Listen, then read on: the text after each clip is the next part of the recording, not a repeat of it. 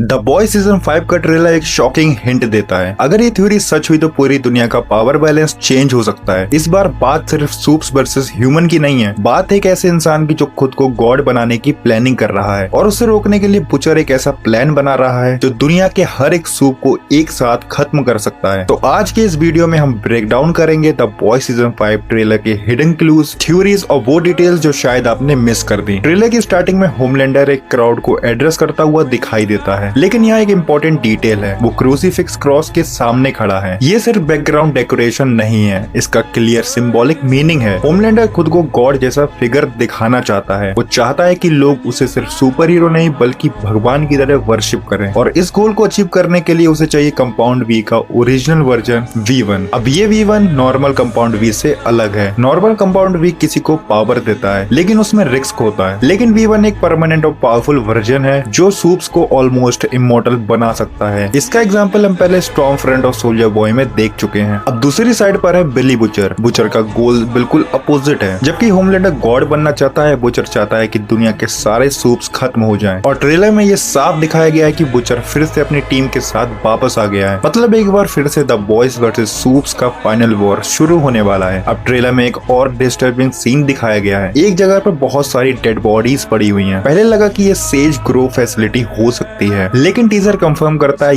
ये जगह actually fort harmony medical development है। पॉसिबल ये है कि यहाँ पर कंपाउंड V1 स्टोर किया गया हो, और अगर ये सच है तो ये लोकेशन सीजन की स्टोरी में बहुत इंपॉर्टेंट रोल प्ले करेगी। अब एक और शॉकिंग चीज ट्रेलर में दिखाई देती है, एक सूप्स थीम्स कंसंट्रेशन कैंप। इस कैंप को रन कर रही है वर्नन करेक्शन सर्विस। ये कंपनी पहले टेक नाइट की थी। ये सीन बेसिकली एक रियल वर्ल्ड सटायर है। रियल लाइफ में भी कई कंट्रीज में प्रिजनर्स को कॉर्पोरेशन रन करती है और प्रिजनर्स को लेबर के लिए यूज किया जाता है। ट्रेलर में प्रिजनर्स जो स्वेटर्स पहने हुए हैं उन पर अमेरिकन फ्लैग और स्टार्स एंड स्ट्रिप बने हुए हैं। ये डायरेक्टली होमलैंडर की कैप को मिरर करता है। मतलब मैसेज क्लियर है, होमलैंडर का सिस्टम अब लोगों को कंट्रोल करने लगा है और ये कैंप शायद पॉलिटिकल प्रिजनर्स और वॉर के एनिमीज को रखने के लिए यूज हो रहा है। अब यहाँ पर एंट्री होती है स्टारलाइट और A-Train की। ट्रेलर में दोनों कैंप के अंदर रेस्क्यू मिशन करते हुए दिखाए गए हैं। सबसे इंटरेस्टिंग बात यह है कि A-Train अब द बॉयज की साइड पर लगता है। ये एक ह्यूज कैरेक्टर चेंज है। एक सीन में वो सुपर स्पीड से भागता है और बैकग्राउंड में होमलैंडर और टर्बो रश के एड्स दिखते हैं। ये सीन सिंबॉलिकली दिखाता है कि दुनिया दो साइड में डिवाइड हो चुकी है। अब बात करते हैं बुचर की। सीजन 4 के एंड में बुचर का कैरेक्टर काफी ज्यादा डार्क हो चुका था। उसने अपने अंदर के वायलेंट और डिस्ट्रक्टिव साइड को एक्सेप्ट कर लिया था, लेकिन सीजन 5 के ट्रेलर में वो फिर से टीम के साथ नजर आ रहा है। इसका एक पॉसिबल रीजन हो सकता है मरी फ्रॉम जेन बी में मरी की पावर्स इवॉल्व हो गई थी। वो लोगों को हील कर सकती थी, इसीलिए पॉसिबिलिटी ये है कि उसने बुचर को हील किया हो। अब एक और कैरेक्टर की बात करते हैं, ब्लैक नोआर। ट्रेलर में एक सीन दिखाया गया है जहां यूई को चेयर पर बांधा हुआ रखा गया है और ब्लैक नोआर उसके सामने किसी को मार देता है। इस सीन को देखकर ऐसा लगता है कि नोआर शायद द बॉयज को मर्डर के लिए फ्रेम करने वाला है। मतलब वो दुनिया को दिखाना चाहता है कि क्राइम्स एक्चुअली द बॉयज कर रहे हैं। अब सबसे एक्साइटिंग कमबैक है सोल्जर बॉय का। लास्ट टाइम हमने उसे फ्रोजन कंटेनर में लॉक्ड देखा था, लेकिन सीजन 5 में लगता है कि होमलैंडर उसे वापस बाहर निकालेगा। अब इंटरेस्टिंग बात यह है कि सोल्जर बॉय और होमलैंडर का रिलेशन बहुत ही ज्यादा कॉम्प्लिकेटेड है। एक तरफ वो फादर और सन है, लेकिन दूसरी तरफ वो एक दूसरे से नफरत भी करते हैं। इसीलिए सोल्जर बॉय एक वाइल्ड कार्ड है। हो सकता है शुरू में वो होमलैंडर के साथ हो, लेकिन एंड में उसके अगेंस्ट खड़ा हो जाए। अब एक और मिस्ट्री कैरेक्टर है एशली। सीजन 4 के एंड में एशली ने कंपाउंड भी इंजेक्ट कर लिया था और उसकी बॉडी में म्यूटेशन स्टार्ट हो गया था, लेकिन नए ट्रेलर में वो बिल्कुल नॉर्मल दिख रही है। पॉसिबल ये है कि बिग के नीचे उसने कुछ हाइड कर रखा हो, या फिर उसकी पावर्स अभी भी फुल्ली रिवील नहीं हुई हैं। ट्रेलर के एंड में सबसे शॉकिंग मोमेंट आता है, होमलैंडर ओवल ऑफिस में बैठा हुआ दिखाई देता है। मतलब वो सिर्फ सुपर हीरो नहीं, अब शायद अमेरिका की पॉलिटिकल पावर को भी कंट्रोल कर रहा है। ये कॉमिक्स की एक स्टोरी का भी एक मेजर रेफरेंस है। और फाइनली बात करते हैं रायन की। रायन का कैरेक्टर इस सीजन में बहुत इंपॉर्टेंट होने वाला है। एक सीन में वो ब्लड से कवर्ड दिखाई देता है और उसकी आईज रेड ग्लो कर रही हैं। ये एग्जैक्टली होमलैंडर जैसा लुक है। इसका मतलब रायन धीरे धीरे अपने फादर जैसा बन रहा है, लेकिन हो सकता है बुचर उसे समझाकर उसका पाथ चेंज करने की कोशिश करे। अब बात करते हैं स्टैनएगर की। स्टैनएगर हमेशा से बॉट का सबसे इंटेलिजेंट और सबसे डेंजरस मास्टरमाइंड रहा है। सीजन 4 के बाद ऐसा लगा था कि उसकी पावर खत्म हो चुकी है, लेकिन नए टीजर से पता चलता है कि स्टैन एगर अभी भी गेम में है। रिपोर्ट्स के अकॉर्डिंग वो और ज़ुई न्यूमैन एक अंडरग्राउंड लग्जरी बंकर में हाइड हो रहे हैं। ये बंकर स्टैन ने पहले ही बनवा लिया था, जस्ट इन केस अगर कभी वॉर्ड का सिस्टम कोलैप्स हो जाए। इससे एक बात क्लियर होती है कि स्टैन एगर हमेशा 10 कदम आगे की सोचता है, और अब लगता है कि वो स्लोली वॉर्ड को वापस कंट्रोल करने की प्लानिंग कर रहा है। अगर ऐसा हुआ तो स्टोरी और भी ज्यादा डेंजरस हो सकती है, क्योंकि स्टैन एगर और होमलैंडर एक दूसरे के सबसे बड़े एनिमीज हैं। अब एक और नया कैरेक्टर इंट्रोड्यूस होने वाला है, उसका नाम है ओ फादर। ये कैरेक्टर एक स्ट्रेंज कॉम्बिनेशन रिप्रेजेंट करता है, रिलीजन और पॉलिटिक्स का मिक्सचर। ट्रेलर में हम देखते हैं कि एक चर्च टाइप इवेंट हो रहा है, जहाँ सूप्स को एक रिलीजियस सिंबल की तरह प्रेजेंट किया जा रहा है। यहाँ पर फायर क्रैकर भी दिखाई देती है। अगर आपको याद हो तो फायर क्रैकर का कैरेक्टर ऑलरेडी काफी कंट्रोवर्शियल है, इसलिए वो ऐसे रिलीजियस प्रोपेगेंडा इवेंट का पार्ट बन सकती है। ओ फादर का पास्ट काफी डार्क है। रिपोर्ट्स के अकॉर्डिंग उसे 1997 में अरेस्ट किया गया था, और उसके बाद सूप्स कम्युनिटी ने उसे रिजेक्ट कर दिया था। लेकिन अब ऐसा लगता है कि उसे फिर से पावर और इन्फ्लुएंस दिया जा रहा है। ये शो का एक और सटायर हो सकता है, जो रियल वर्ल्ड के रिलीजन और पॉलिटिक्स का कनेक्शन को हाईलाइट करता है। अब एक और एक्साइटिंग चीज, इस सीजन में एक सुपरनैचुरल रियूनियन होने वाला है। 3 फेमस एक्टर जो पहले एक साथ काम कर चुके हैं, अब इस शो में भी अपीयर करने वाले हैं। सबसे इंटरेस्टिंग नाम है जैरेड पेडेलेकी। अभी तक ऑफिशियली कंफर्म नहीं हुआ है कि वो कौन सा कैरेक्टर प्ले करेगा, लेकिन फैंस का स्ट्रॉन्ग थ्योरी है कि वो जैक फ्रॉम जुपिटर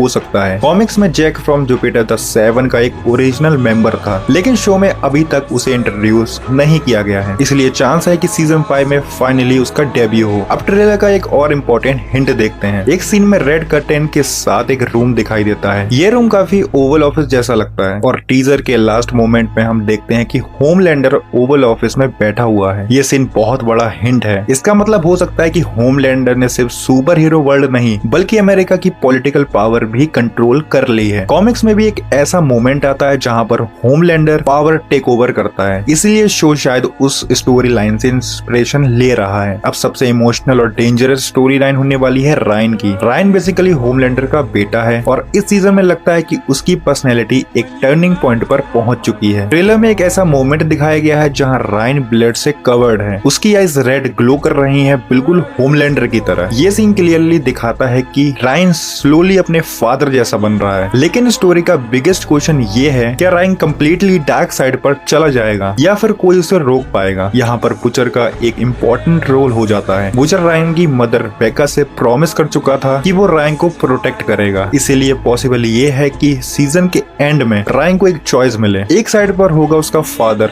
होमलैंडर, और दूसरी साइड पर बुचर और बेका की टीचिंग, और शायद फाइनल मोमेंट में रायन को डिसाइड करना पड़ेगा कि वो हीरो बनेगा या विलन। अब अगर ओवरऑल ट्रेलर को देखें तो सीजन 5 का थीम क्लियरली लगता है फाइनल वॉर। एक साइड पर है होमलैंडर और उसका सिस्टम, दूसरी साइड पर है द बॉयज जो अब एक लास्ट मिशन पर निकले हैं, और इस बार स्टेक इतने ज्यादा हाई हैं कि शायद सब कैरेक्टर सरवाइव ना करें। अगर शो कॉमिक्स की डायरेक्शन को फॉलो करता है तो एंडिंग काफी ज्यादा डार्क और इमोशनल हो सकती है। बस यही थे ट्रेलर के सबसे इंपॉर्टेंट डिटेल्स, क्लूज और थ्योरीज। अब आप कमेंट्स में जरूर बताना आपके हिसाब से रायन लास्ट में किस साइड पर जाएगा, और आपको क्या लगता है बुचर और होमलैंडर के फाइनल बैटल में कौन जीतेगा। अगर वीडियो पसंद आई तो वीडियो को लाइक जरूर करना, और ऐसे ही डिटेल ब्रेकडाउन के लिए चैनल को सब्सक्राइब भी कर लेना। मैं मिलता हूँ आपसे नेक्स्ट वीडियो में।